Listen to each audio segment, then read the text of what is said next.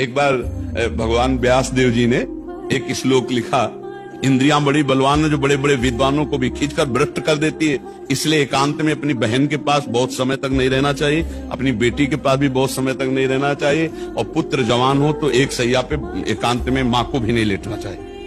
तो जैमिनी जी बड़े ऋषि हैं, तो उनका प्रभु ऐसा कैसे हो सकता है कि विद्वान है वो और जानता है मेरी बहन है और बेटी है, पवित्र भाव, तो वो ऐसा कैसे कर सकता है?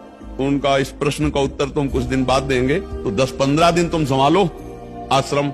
उसी शाम को हल्की सी वर्षा होने लगी। भगवान है व्यास देव जी, संध्या का समय, 16 वर्ष की अवस्था धारण की, तो जैमिनी जी के पास आई और कहा, भगवान रात्रि का समय आने वाला है, बड़ा भयावह है, मैं अपना घर भूल गई हूँ, आज रात्रि अपने आश्रम में आप जगह दे देंगे क्या? उनका नहीं, गुरुदेव बाहर गए हुए हैं और सख्त आदेश है, ब्रह्मचारियों का स्थान है, यहाँ स्त्री प्रवेश निषेध। प्रभु स्त्री की बात नहीं है, मैं आपकी शरण में हूँ।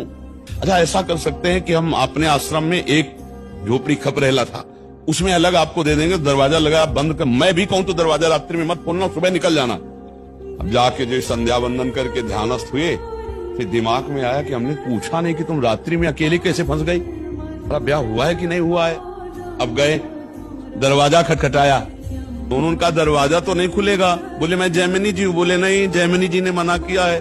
खपरा हिला थे, कोई लिंटर तो था ले खपरा हटाए, बांस हटाए, कूद गए, देखा तो वो सुंदर रूप देख के मुग्ध हो गए। अब सब पूछना भूल गए कि तुम कहां से आई हो, क्या कुछ नहीं पूछा, तुम्हारा ब्याह हुआ है? नहीं। तो तुम ब्याह कर सकती हो?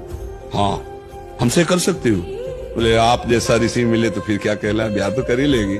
उनका शर्त है, जहां आप स्नान करने गए थे वहां काली जी का मंदिर है, वहां तक अपना मुंह काला करो, हमें पीठ में बैठा लो और वहां तक ले चलो, फिर वो आम जयमाला डाल देंगी तुम्हारे। सोचा अंधेरे का मामला है, बोले ठीक है। काम कितना प्रबल होता है, मुंह काला किया, बीच में बैठा ला, घुटने के बल चले, जब वहां पहुंचे तो 2 थप्पड़ मारे। उन्होंने देखा तो भगवान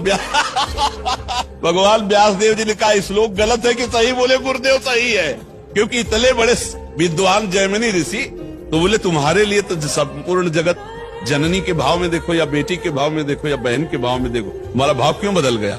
इस श्लोक में लिखा है कि गलत है कि? बोले गुरुदेव पक्का सही।